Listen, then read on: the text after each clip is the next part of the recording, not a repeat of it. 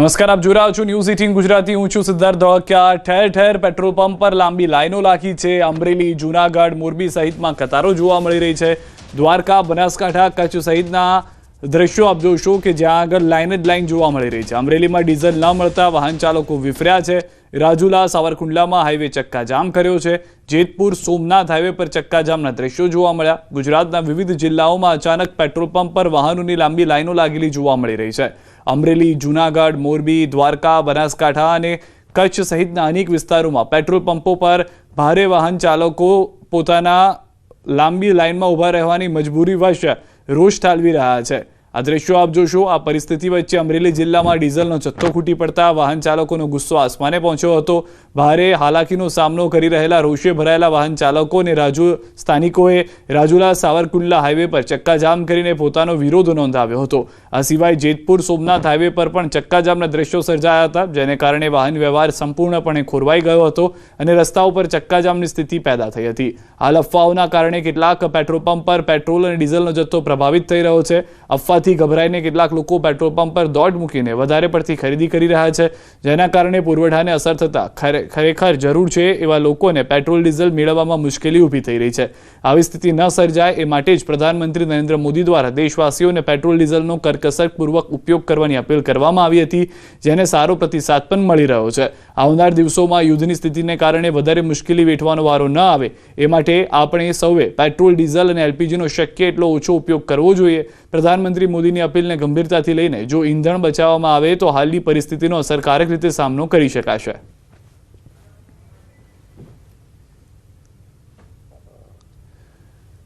જૂનાગઢમાં ડીઝલ અને મોંઘવારી મુદ્દે આમ આદમી પાર્ટીનો અનોખો વિરોધ। ઊંટ ગાડી પર બેસી કલેક્ટર ઓફિસ પહોંચ્યા। આપના કાર્યકરો, ધારાસભ્ય ગોપાલ ઇટાલિયા, ખેડૂતો અને કાર્યકરોએ નોંધાવ્યો વિરોધ। અધિક કલેક્ટરને આપ્યું આવેદનપત્ર। જિલ્લામાં ખેડૂતોને ડીઝલ ન મળતું હોવાના આક્ષેપ। ડીઝલ ન મળવાને કારણે ખેતી કરવું મુશ્કેલ। હેલ્પલાઇન નંબર શરૂ કરવા રજૂઆત। ડીઝલની સંગ્રહખોરી અટકાવવા માટે માંગ કરવામાં આવી છે।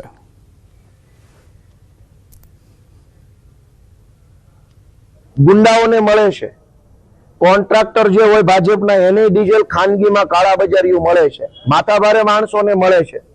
સીધા સામાન્ય ખેડૂતોને ડીઝલ આપવાની પેટ્રોલ પંપ ઉપર ના પાડી દેવામાં આવે છે।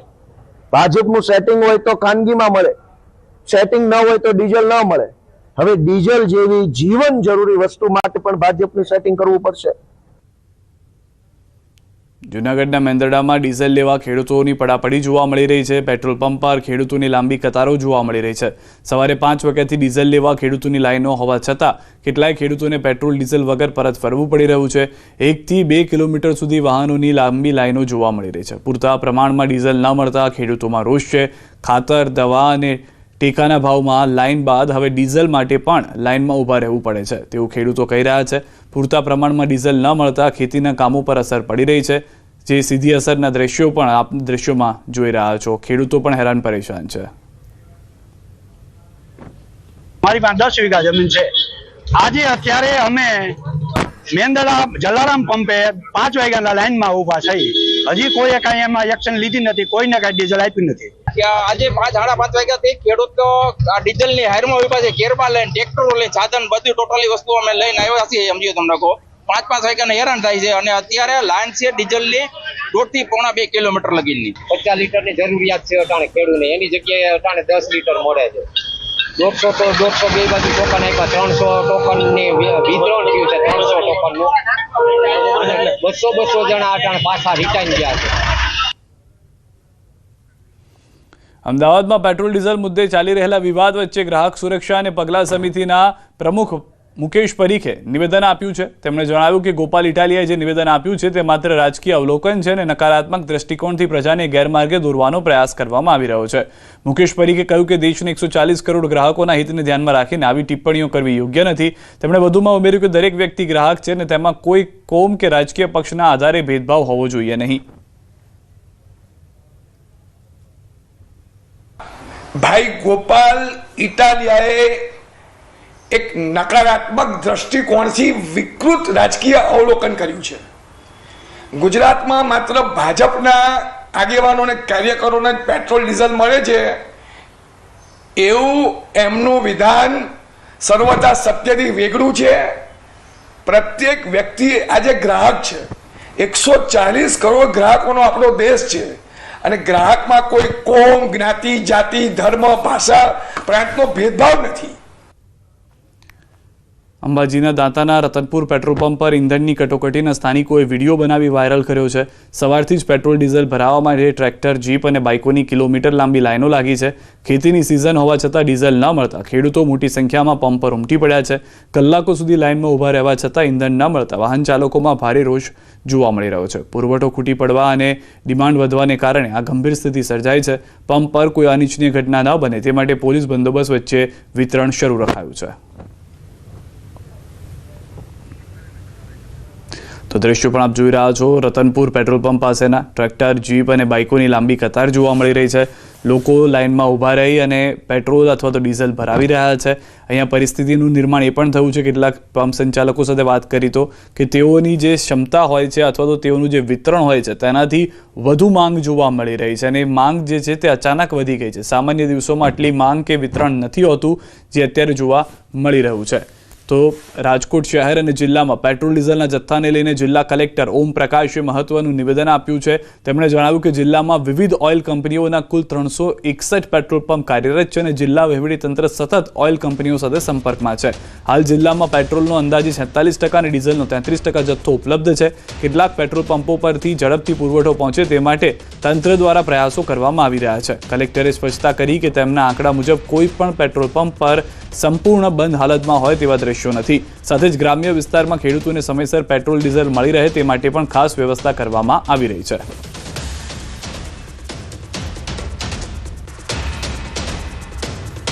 લઈને 24/7 ચલાવીએ છીએ. આ કામગીરી પણ શરૂ થઈ જશે.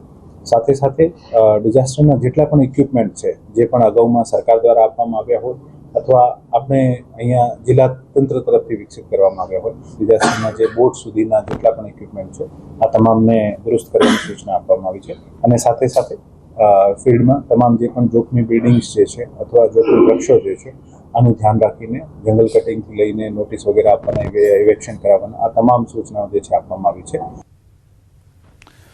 પેટ્રોલ ડીઝલની અછત પર કોંગ્રેસના પ્રહાર. પ્રદેશ કોંગ્રેસ પ્રમુખ અમિત ચાવડાનું નિવેદન. સરકાર તત્કાલ ખેડૂત માટે વ્યવસ્થા ઊભી કરી છે. સૌરાષ્ટ્ર કચ્છમાં ખેડૂતો પરેશાન થઈ રહ્યા છે. મોડી રાત સુધી ટ્રેક્ટરની લાઈનો જોવા મળી રહી છે. 12 કલાક લાઈનમાં ઊભા રહેવા છતાં ડીઝલ મળતું નથી. બાજુ ખેડૂતો લાઈનમાં ઊભા છે, યુવાનો પરેશાન છે, સામાન્ય લોકો પરેશાન છે. આ સરકારની નિષ્ફળતા છે. અમે સરકારને તાત્કાલિક કહેવા માંગીએ છીએ કે જે પ્રાથમિક જરૂરિયાત છે, જે પુરવઠો છે, એ પેટ્રોલ હોય, ડીઝલ હોય કે ગેસ હોય, એની પૂરતી વ્યવસ્થા કરે. આ લાઈનોમાં ઊભા રહેવા માટે તમને મત નથી આપ્યા.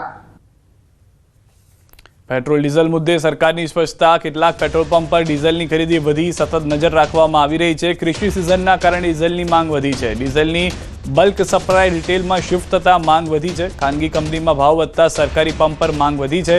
પુરવઠો સતત પહોંચે એવા તમામ પ્રયાસ થઈ રહ્યા છે. લોકો પેનિક બાઇંગ કરવાનું ટાળે.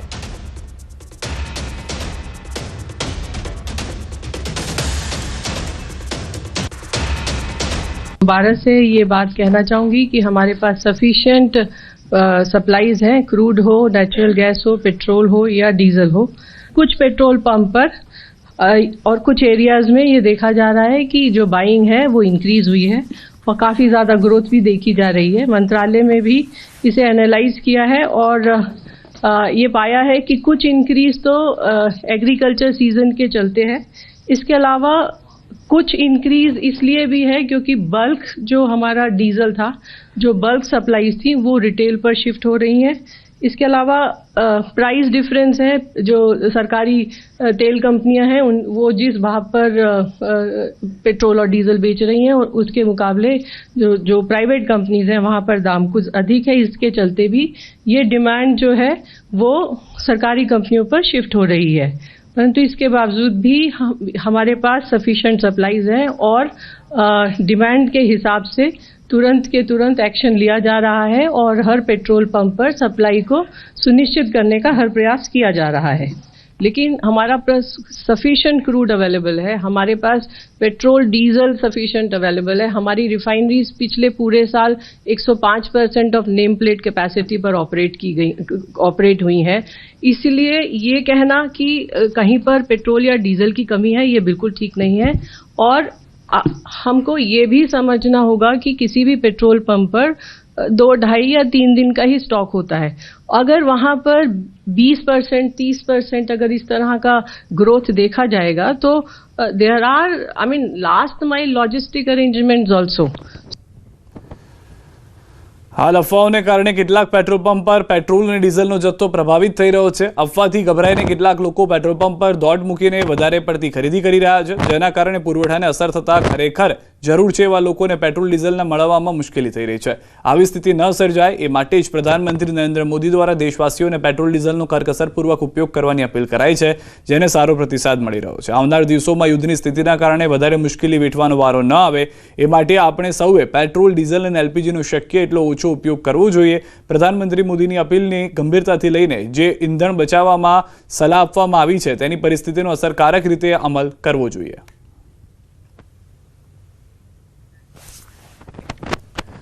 સુરતની સમાચાર વાલીઓ માટે ચોંકાવનારો કિસ્સો સામે આવ્યો છે। તમારા બાળકો ફ્રી ફાયર ગેમ રમતા હોય તો ચેતી જજો। ફ્રી ફાયર ગેમ રમતા 3 બાળકોએ પિતાના ઠપકા બાદ ઘર છોડી દીધું છે। ચોક બજાર વિસ્તારના 3 બાળકો ઘર મૂકીને નીકળી ગયા છે। વારંવાર ફ્રી ફાયર ગેમ રમતા બાળકોને ટોકતા માઠું લાગ્યું અને પિતાએ પોતાના 3 બાળકોને ફ્રી ફાયર ગેમ નહીં રમતા ટોક્યા હતા, જેને કારણે બાળકો ઘર છોડીને ચાલ્યા ગયા છે।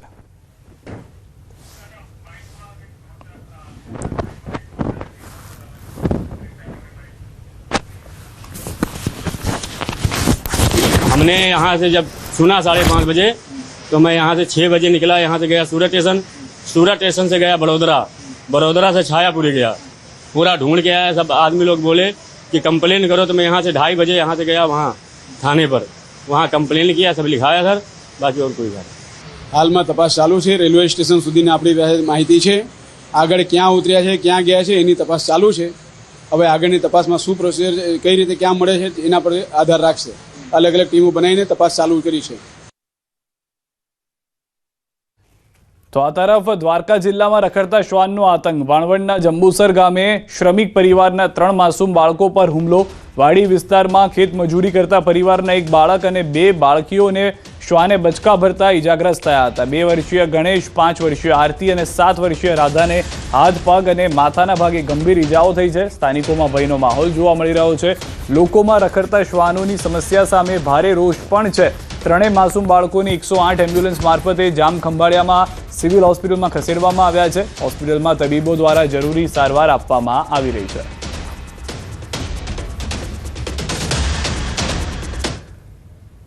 ગીર સોમનાથ જિલ્લાના ઉના શહેરમાં રખડતા શ્વાનનો આતંક વધતા સ્થાનિકોમાં ભય અને રોષનો માહોલ સર્જાયો છે। શહેરના વિવિધ શેરી મહોલ્લામાં નાના બાળકો અને રાહદારીઓ પર શ્વાનો હુમલા કરી રહ્યા હોવાનું સામે આવ્યું છે। છેલ્લા 1 થી 2 મહિનામાં આશરે 5 જેટલા લોકોને શ્વાને કરડ્યાની ઘટનાઓ નોંધાઈ છે।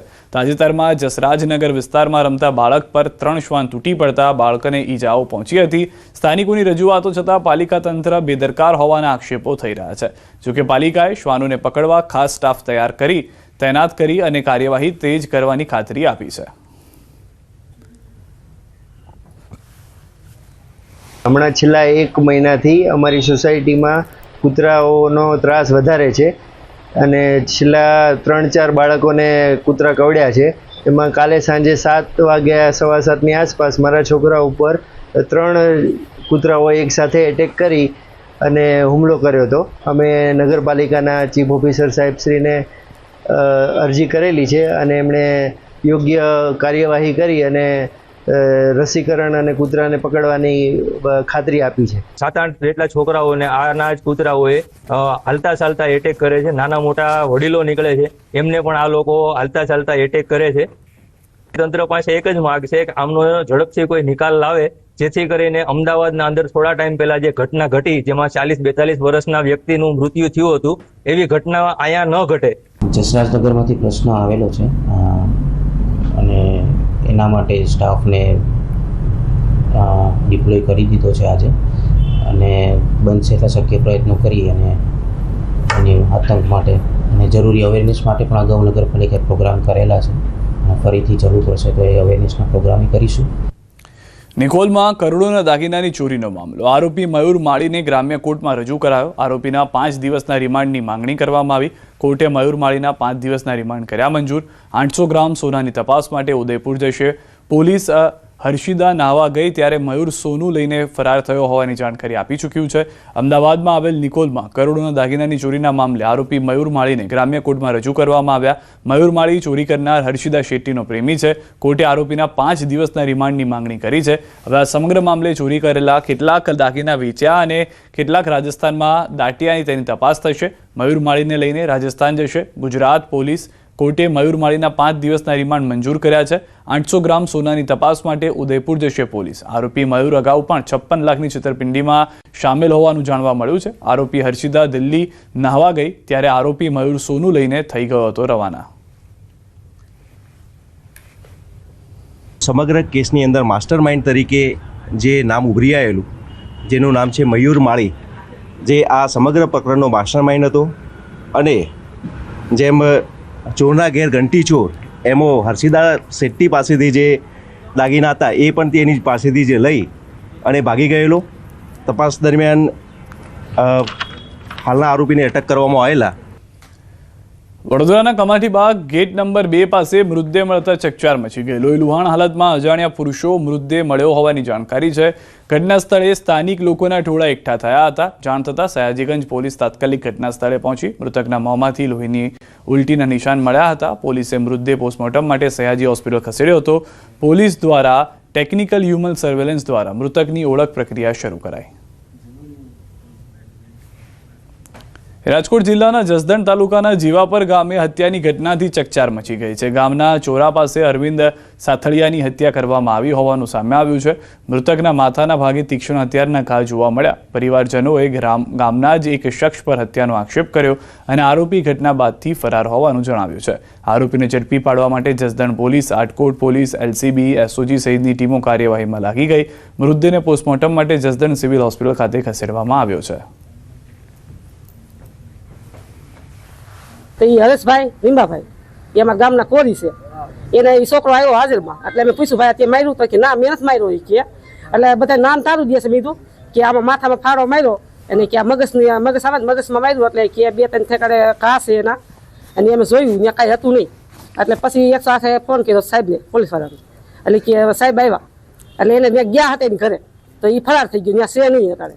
એટલે સાહેબ કે અમે પકડીશું કે ત્યાં સબૂત મેળ્યું બધું એનું જે હાથાપાત કરી છે, ઈટુના ઘા કર્યા છે, એ બધું ત્યાં સબૂત છે, અત્યારે હાલમાં પડ્યું છે. જૂનાગઢ જિલ્લાના માછીમારને લઈને મહત્વના સમાચાર. જિલ્લાના માછીમારોને દરિયો ખેડવા પર 61 દિવસનો પ્રતિબંધ. દરિયાઈ જીવસૃષ્ટિ સંરક્ષણ માટે લેવામાં આવ્યો નિર્ણય. આંતરદેશીય અને પ્રાદેશિક માછીમારી પર સંપૂર્ણ પ્રતિબંધ. પશ્ચિમ દરિયાઈ કાંઠામાં ફિશિંગ બેન લાગુ કરવાનો નિર્ણય. 1 જૂનથી 15 ઓગસ્ટ સુધી રહેશે પ્રતિબંધ. મત્સ્ય ઉદ્યોગ વિભાગે જાહેર કર્યો સત્તાવાર પરિપત્ર. નોન મોટરાઇઝ ક્રાફ્ટને પ્રતિબંધમાંથી મુક્તિ. પગડિયા માછીમારોને પણ અપાઈ છે છૂટ. આદેશનો ભંગ કરનાર સામે થશે દંડનીય કાર્યવાહી. તો મત્સ્ય ઉદ્યોગ વિભાગ તરફથી આ પત્ર જાહેર કરવામાં આવ્યો છે, જેમાં સ્પષ્ટ કરવામાં આવ્યું છે કે 1 જૂનથી 15 ઓગસ્ટ સુધી નોન મોટરાઇઝ જે પણ માછીમારો છે જેમની બોટ છે તે જઈ અને માછીમારી કરી શકશે, પરંતુ તેની સિવાય 61 દિવસનો પ્રતિબંધ જે છે તે લાદી દેવામાં આવ્યો છે. જીવસૃષ્ટિ સંરક્ષણ માટે આ નિર્ણય લેવામાં આવ્યો હોવાની જાણકારી મળી રહી છે. દરિયાઈ જીવસૃષ્ટિને નુકસાન થતું હોવાના અહેવાલ આવ્યા હતા અને ત્યારબાદ જે કાર્યવાહી કરવામાં આવી છે અને તેને લઈને આ નિર્ણય જે છે તે લાગુ કરવામાં આવ્યો છે. 1 જૂનથી મહિનો પૂરો થતાની સાથે જ આ નિયમ જે છે તે લાગુ થઈ જશે. વધુ માહિતી ન્યૂઝ 18 સંવાદદાતા ગીતા પાસેથી મેળવીશું. ગીતા, આ નિર્ણય લેવાનો મુખ્ય ઉદ્દેશ શું છે? કેમ આ નિર્ણય લેવામાં આવ્યો છે? જી, રાજ્ય સરકારે 1 જૂનથી 15 ઓગસ્ટ સુધી એટલે કે કુલ 61 દિવસ માટે આંતરદેશીય અને પ્રાદેશિક માછીમારી માટે જૂનાગઢના માછીમારો પર સંપૂર્ણપણે પ્રતિબંધ જાહેર કર્યો છે. વિભાગના આદેશ અનુસાર આ સમયગાળા દરમિયાન મોટરાઇઝ બોટ અને ટ્રોલર દ્વારા દરિયો ખેડીને માછીમારી કરવાની મંજૂરી રહેશે નહીં અને દરિયાઈ માછલીઓના પ્રજનન સમયને સુરક્ષિત રાખવા અને દરિયાઈ પરિવહનનું સંવર્ધન કરવા માટે દર વર્ષે આ પ્રકારનો પ્રતિબંધ લાગુ કરવામાં આવે છે અને જે અંતર્ગત જ આજે આ પ્રતિબંધ લાગુ કરવામાં આવે છે. સરકારનું માનવું છે કે આ નિર્ણય લાંબા ગાળે માછીમારોના હિતમાં સાબિત થશે, કારણ કે દરિયામાં માછલીઓની સંખ્યા જળવાઈ રહી છે અને ભાવિ સમયમાં ઉત્પાદનો વધશે. પરિપત્રમાં સ્પષ્ટતા પણ કરવામાં આવી છે કે નોન મોટરાઇઝ ક્રાફ્ટને આ પ્રતિબંધ કરવામાં આવ્યો છે. ઉપરાંત પરંપરાગત રીતે એટલે કે દરિયા કિનારે પગપાળા માછીમારી કરતા પગડિયા માછીમારોને પણ આ નિર્ણયમાંથી મુક્તિ આપવામાં આવી છે. એટલે કે નાના અને પરંપરાગત માછીમારી મર્યાદિત પ્રવૃત્તિઓ ચાલુ રાખી શકશે. પરંતુ મત્સ્ય વિભાગે ચેતવણી પણ આપી છે કે પ્રતિબંધના સમયગાળા દરમિયાન જો કોઈ વ્યક્તિ કે બોટ દ્વારા નિયમોનો ભંગ કરીને માછીમારી કરવામાં આવશે સામે કડક દંડનીય કાર્યવાહી કરવામાં આવશે, જેમાં બોટ જપ્ત કરવાની કાર્યવાહીથી લઈને કાનૂની પગલા સુધીની કાર્યવાહીનો સમાવેશ થાય છે. પછી આપણે જણાવીએ કે દર વર્ષે ચોમાસા પૂર્વે દરિયામાં માછલીઓ અને અન્ય જળચર જીવસૃષ્ટિના પ્રજનન માટે અનુકૂળ વાતાવરણ ઉભું થાય છે અને સમય દરમિયાન ભારે પ્રમાણમાં માછીમારી થવાથી જળચર જીવસૃષ્ટિને નુકસાન પહોંચે છે.